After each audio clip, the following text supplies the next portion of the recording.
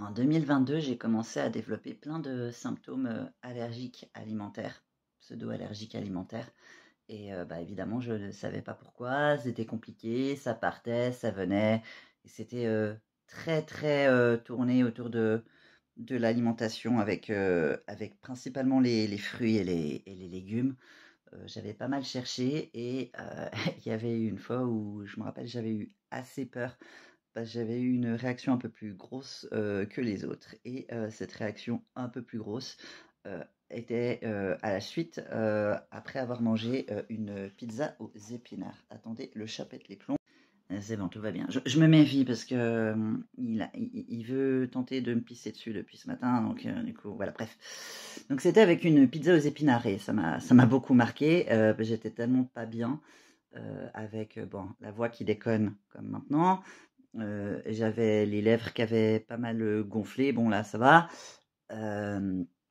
J'avais la langue qui picotait. Là, j'avais l'impression qu'elle commençait à gonfler et la gorge, elle était serrée. Alors, j'ai déjà des maux de gorge chroniques, voilà, mais bref, j'avais des symptômes en plus.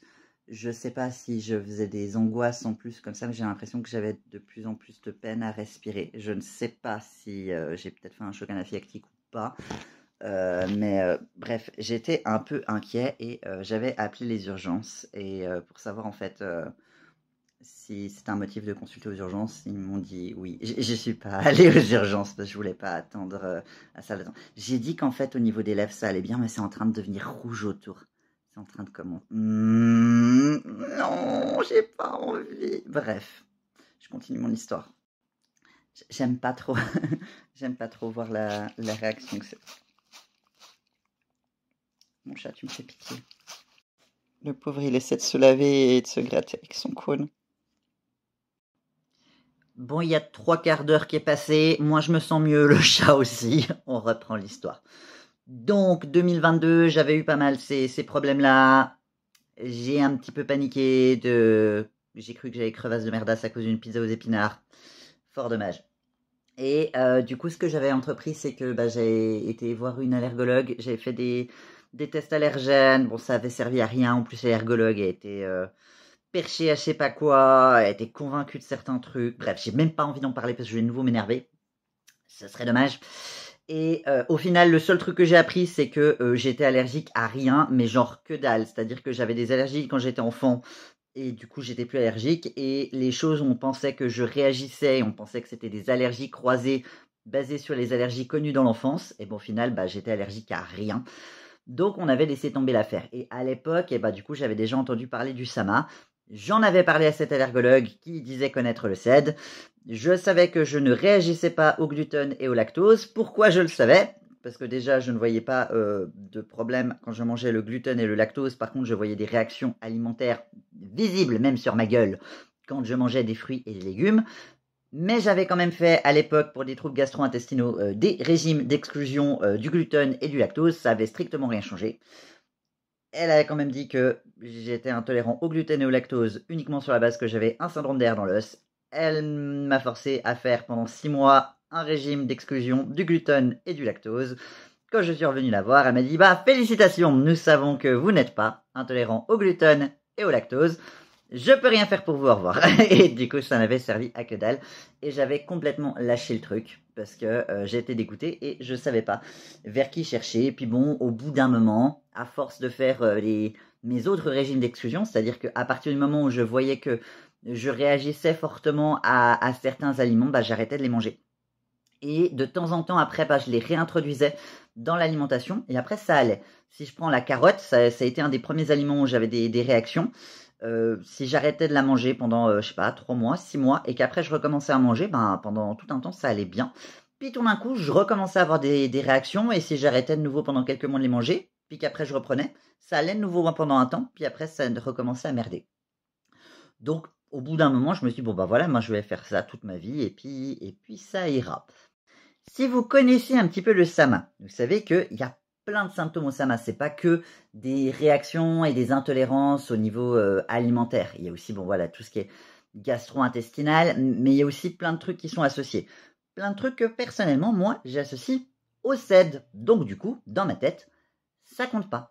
Mais il y a d'autres symptômes malgré tout que je n'avais pas, qui ont commencé à s'accumuler et que je ne peux pas justifier sur la gueule du CED. Et ces derniers mois, j'ai eu plus de problèmes, notamment avec les odeurs. Au départ, j'ai mis ça sur mes problèmes de sensibilité, parce que j'ai des troubles sensoriels. Bon, j'ai aussi du dermographisme, mais bon, ça ce serait Sama ou la peau fine du CED, voilà, mais bon, c'est pas un truc qui me dérange plus que tant au quotidien. Puis des fois, oui, ça gratte, mais c'est pas grave. Puis on est un peu tous dans la famille à avoir de temps en temps des démangeaisons, puis c'est pas grave. Et un peu cette tendance-là, un peu tout zapper. Mais depuis quelques temps, j'en ai parlé à plusieurs reprises, j'ai des gros problèmes avec les odeurs, les parfums particulièrement, et ça devient très handicapant, genre fortement handicapant. Bref, quand j'ai commencé à faire cette vidéo, juste avant, j'avais mangé une pizza aux épinards. J'ai très rapidement, à la moitié de ma pizza, j'ai commencé à avoir de nouveau extrêmement mal à la gorge. Ma voix, elle a commencé à déconner. J'ai vu à la vidéo que je recommençais à avoir un peu du rouge autour de la bouche. Attendez que je vérifie que tu te couches ou tu fais pipi? Il se couche. T'as le droit de te coucher. C'est bon. Je commençais à être pas bien et j'ai eu un coup de chaud. Ça m'a rappelé mon problème avec ma pizza il y a toutes ces années. Je me suis dit non, la Corrie, c'est bon. Tu es quand même suffisamment éduqué sur le Sama pour te douter quand même depuis toutes ces années que tu as un Sama en fait. Faut juste que tu ailles voir un médecin. Du coup, j'ai contacté ma spécialiste du centre de la douleur qui, je sais, qui a un contact avec un médecin. Du coup, j'ai dit, il y a quelques années, vous m'aviez dit que vous connaissiez quelqu'un, mais à ce moment-là, j'étais pas très en état, donc du coup, je vous avais dit que c'était pas la peine. Finalement, je veux bien que vous me référiez. Et en fait, ce médecin, visiblement, a changé de consultation. Donc, elle me réfère chez quelqu'un d'autre. Mais elle est cool, elle m'a dit, si dans un mois, on vous a pas convoqué, dites-le moi, je relance. Super. Donc, tout ça pour dire que, du coup, voilà, c'est en cours. Et je vous tiendrai au courant. Et si j'ai des trucs à vous dire sur le sujet, je vous le dirai. Et puis, pas aussi pour spoiler, hein, mais c'est prévu que je fasse une vidéo long format sur YouTube sur le Sama. Genre prévu de type la vidéo est à 3/4 scriptée. Faut juste que je me relise et que je corrige. Après, quand est-ce que ce sera fait? Dans plusieurs mois probablement, parce que je crois que j'ai 3 ou 4 vidéos scriptées déjà avant. J'ai plein de vidéos qui sont prêtes. Hein. Il y a juste à les filmer, les monter. Le problème, c'est que je suis pas en état de lire le prompteur et puis après de faire du montage en ce moment. Mais il y a les scripts qui sont faits. Les sources, elles sont notées. Je fais de l'avance pour le futur. C'est déjà pas mal. On avance, on est pas mal. Donc, attendez-vous à un certain moment à avoir pas mal de contenu sur le Sama. Voilà, c'est tout ce que je dis. Et bon courage pour les personnes qui cherchent à se renseigner sur le sujet. Qui ont des symptômes et qui cherchent des professionnels de santé. Voilà. Et si vous avez des questions sur le Sama ou patati patata, si vous cherchez ou vous faire diagnostiquer, là je peux pas vous aider. Mais si vous avez des questions de quels sont les symptômes, patati patata, je crois que je commence à être suffisamment bien calé. Alors je vais pas me dire que je suis un expert du Sama.